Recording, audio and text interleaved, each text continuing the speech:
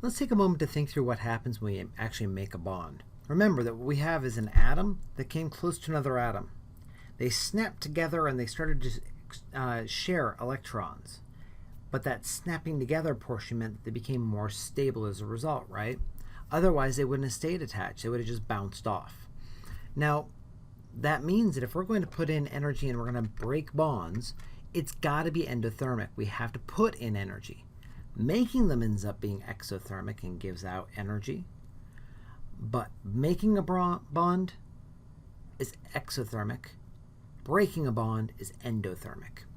In chemistry, though, if we're doing a reaction, we're usually doing both. Because remember, if we're doing something like combustion, we're taking an oxygen molecule. We're breaking the oxygen molecule. We're breaking some bonds on the wood or whatever it is. And then we're making bonds to make carbon dioxide and water. So we're going to have both processes happening at the same time, which means that just because we're putting in energy to break bonds doesn't mean we're not going to get energy back out for the entire reaction. Because sometimes the bonds that we make end up being more stable than the bonds that we break, and so there's energy left over. I just wanted to point that one out to prevent some confusion when we get to our thermochemistry material in other videos. Now, bond energies and bond lengths are going to depend on the atoms that are involved and what else it's attached to and everything. When I say what else it's attached to, let me point at this particular molecule. If I have a carbon, single bond, oxygen, great, but what else is attached to this carbon? If attached to that carbon I had a fluorine, it's going to have lots of electrons over here, right? And it's going to be withdrawing electrons from the carbon because it's so electronegative. So the carbon's going to end up being a little bit positive. That's going to maybe draw the oxygen in a little bit closer, or maybe it's going to weaken the bond. It depends, and we'll talk about that more in organic chemistry. The key thing for our purposes to understand is that when we've got other things attached, there's going to be more interactions. And so what we did as chemists is we said, right, let's just take a whole bunch of these single bonded oxygens, measure lots of these distances, and come up with an average bond length. And that's the same thing for all of these other cases too. What you're seeing here are average bond lengths for single, double, and triple bonds.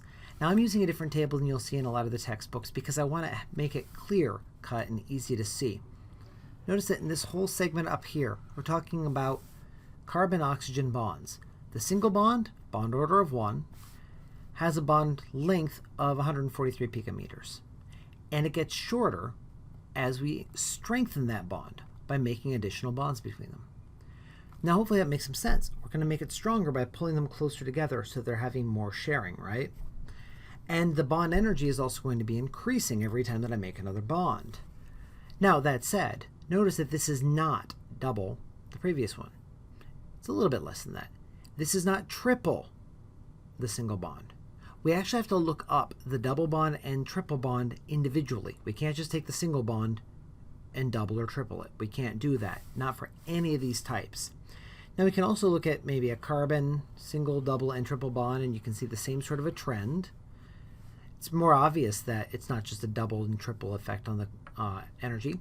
And down here, it turns out that it's not that at all. It ends up being much stronger as a triple bond than it was as a single bond. I mean, it's like, what, 5 or 6 times more strong. It's quite a bit more strong. So this does give us our trend that we care about for bond energies. Now, for the same atoms, as we go up in bond order, like I just pointed out, our energies will increase and our lengths will decrease. Make sure that you understand that trend. Now, generally, if the size of the second atom is higher, the bond energy is going to be a little bit lower. So these bottom two are the same atom on both sides, right? Well, up here we had things that were different atoms on each side. Well, if we were to swap out an atom in the similar fashion, look through the order of carbon bonding to either fluorine, chlorine, bromine, or iodine.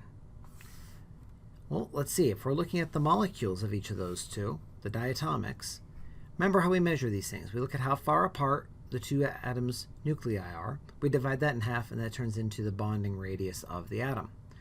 So we can see that fluorine is going to be much smaller than chlorine, which is in turn smaller than bromine and smaller than iodine. Similarly, I expect that carbon is just going to be bigger on this side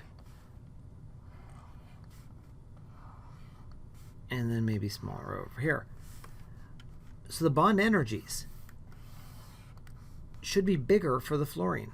Why? Because the fluorine is going to be closer in. It's going to be able to get in there and share or pilfer the electrons a lot better than the subsequent ones that come in.